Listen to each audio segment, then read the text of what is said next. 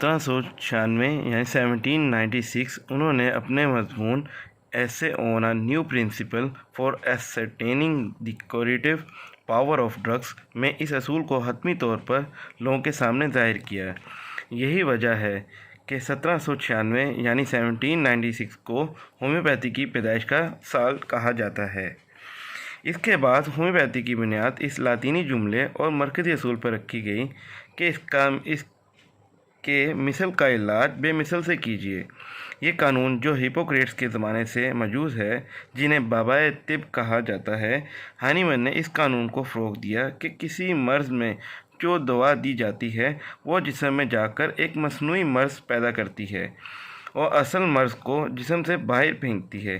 اس کے بعد قوت حیات کو اس قابل کرتی ہے کہ کوئی بیماری اس جسم پر حملہ آور نہ ہو سکے اور مریض کو مکمل شفا فراہم کی جا سکے۔ تاہم 1810 میں ہانیمن نے اپنی کتاب آرگین آف لیشن ہیلنگ شائع کروائی، جو ان کے تجربات و مشاہدات کا نچوڑ ہے، جس کو انہوں نے احسن طریقے پر ہومیوپیتھی کے اصولوں، ادویات کے متعلق معلومات اور حفظان صحت کے اصولوں کا ذخیرہ بنایا۔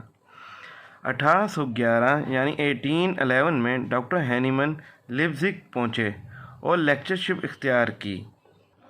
1811 سے لے کر 1821 یعنی 1811 سے لے کر 1821 کے دوران ایک کتاب ڈاکٹرین آف پیور میڈیسن کے 6 والیوم شائع ہو چکے تھے، جس میں اس وقت تک کی حاصل کردہ سرطا پیر کی علامات درج کی گئی تھیں۔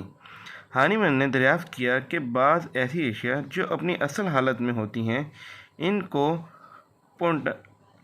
پوٹنائزر حالت میں استعمال کرنی چاہیے، کیونکہ خام حالت میں شدت پیدا کرتی ہیں، اسی لیے ایسے مادوں کو ڈائلوشن حالت میں استعمال کرنا چاہیے۔ ڈاکٹر ہانیمن کے ڈائلوشن کے اصولوں سے یہ بات ثابت ہوتی ہے کہ دوا کی مادی خوراک جتنی کم ہوگی اس کا اثر اتنا ہی قوی ہوگا، یعنی کہ زیادہ ہوگا۔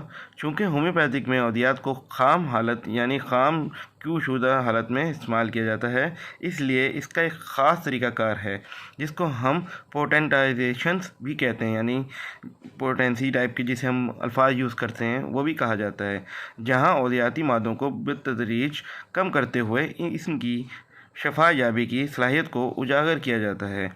اس طرح ان کے اندر چھپے ہوئے خواص ظاہر ہو جاتے ہیں۔ 1821 یعنی 1821 میں ڈاکٹر ہانیمن 66 سال کی عمر میں کوتھن پہنچے، جہاں ڈیوک فرڈینینڈ آف انہالٹ کوٹن کے معالج کے طور پر مقرر ہوئے اور کامیابی کے ساتھ یہاں پریکٹس کرتے رہے اور اپنی توجہ پریکٹس پر مرکوز کر دی۔ 1828 میں ڈاکٹر ہانیمن نے اپنی کتاب کرونک ڈیزیز کے نام سے شائع کروائی، جو کہ 5 جلدوں پر مشتمل تھی، جن میں سے 3 حصے chronically progressing pathological units with their symptoms and the relevants پر مشتمل تھے۔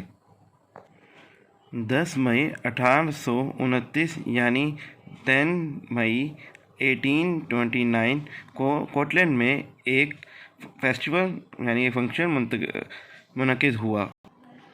اس دن ڈاکٹر ہانیمن نے باضابطہ طور پر homeopathic society central society of Germany homeopathy کی بنیاد رکھی۔ 31 مارچ 1830 کو ہانیمن کی پہلی بیوی 4 ہفتوں تک تیز بخار کے ساتھ برونکسٹ کا شکار ہونے کے بعد 67 سال یعنی 67 ایئرز کی ایج میں وفات پا گئیں۔ اکتوبر 1834 یعنی 1834 میں میری میلنی دی ہارویلی، جس کا تعلق پیرس سے تھا اور عمر 30 سال تھی، ہانیمن کی شہرت کے باعث ان سے ملنے کوٹلینڈ پہنچی۔ ہانیمن ان کے ساتھ پیرس منتقل ہو گئے، جہاں ایک سرکاری رکن این گزٹ کی مدد سے ان کو فرانس میں ہومیوپیتھی کی پریکٹس کی اجازت مل گئی۔ 1835 میں 1835 میں ہانیمن نے میری میلنی دی ہارویلی سے خفیہ طور پر شادی کر لی اور لوگوں کو اس بات سے لا علم رکھا۔ انہوں نے اپنی زندگی کے آخری سالوں میں آرگینن آف ہیلنگ کو دوبارہ مرتب کیا، لیکن یہ چھٹا ایڈیشن ان کی زندگی میں شائع نہ ہو سکا اور وہ 2 جولائی 1843 یعنی 2 جولائی 1843 کو 88 سال یعنی 88 سال کی عمر میں دنیا فانی سے کوچ کر گئے۔ اگر 1839 یعنی 1839 میں جائیں تو ساؤتھ ایشیا میں ڈاکٹر مارٹن، جو ہانیمن کا شاگرد تھا، اس نے ایک مہاراجا کو شفا یاب کیا اور جلد ہی پورے ساؤتھ ایشیا میں ہومیوپیتھی پھیل گئی اور بہت سی ہومیوپیتھک سکولز، کلینک قائم ہو گئے۔ اس طرح ساؤتھ ایشیا ہومیوپیتھی کا سب سے بڑا قلعہ بن گیا تھا۔ آج تک ہومیوپیتھک جدید طب میں ایک اہم کردار ادا کرتی آئی ہے۔